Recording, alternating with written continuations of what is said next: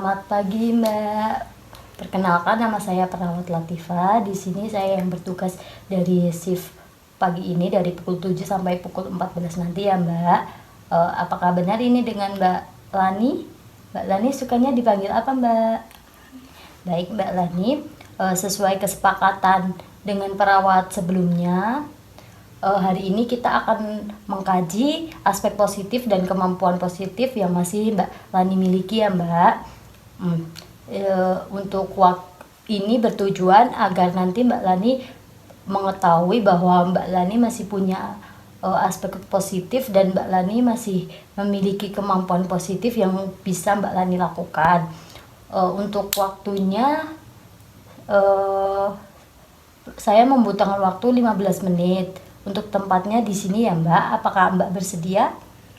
Saya izin membawa kertas dan bolpen ya, Mbak. Kita mulai ya, Mbak. Bagaimana perasaan Mbak Lani hari ini? Apakah Mbak Lani masih merasa harga diri Mbak Lani rendah? Masih ya, Mbak. Tidak apa-apa. Kita di sini akan mulai mengkaji ya, Mbak. Yang pertama, aspek positif yang masih Mbak Lani miliki sebelum dirawat. Misal keluarga Mbak Lani masih sayang Mbak Lani atau apa. Jadi sebelum dirawat, aspek positif apa yang Mbak Lani miliki? Saya masih punya keluarga yang sayang sama saya. Masih punya keluarga yang sayang. Lalu apa, Mbak? Saya masih bisa sekolah. Oh ya, masih bisa sekolah. Selanjutnya Orang tua saya masih membiayai sekolah saya. ya. Ada lagi, Mbak? Sudah. Kita lanjutkan ya, Mbak. Setelah dirawat, aspek positif apa yang masih Mbak miliki? Keluarga masih sayang Mbak? Keluarga masih suka menjenguk Mbak di sini? Masih. Kalau teman? Tidak ya, Mbak. Ya, itu saja, Mbak. Lalu kita lanjutkan ke kemampuan positif yang Mbak miliki ya, Mbak. Untuk sebelum dirawat, kemampuan positif apa yang Mbak miliki? Melukis. Ya, melukis. Menulis. Menulis. Terus Menyapu bisa, Mbak? bisa. Menyapu, mengepel, sih bisa. Udah, Mbak, itu aja. Udah. Lalu setelah dirawat, apa kemampuan positif apa yang masih bisa Mbak lakukan? Menyapu, mengepel. Mengepel. Bersihkan tempat tidur. Oh ya. Dari list ini, Mbak, apa yang ingin Mbak lakukan untuk besok? Menyapu. Baik, Mbak.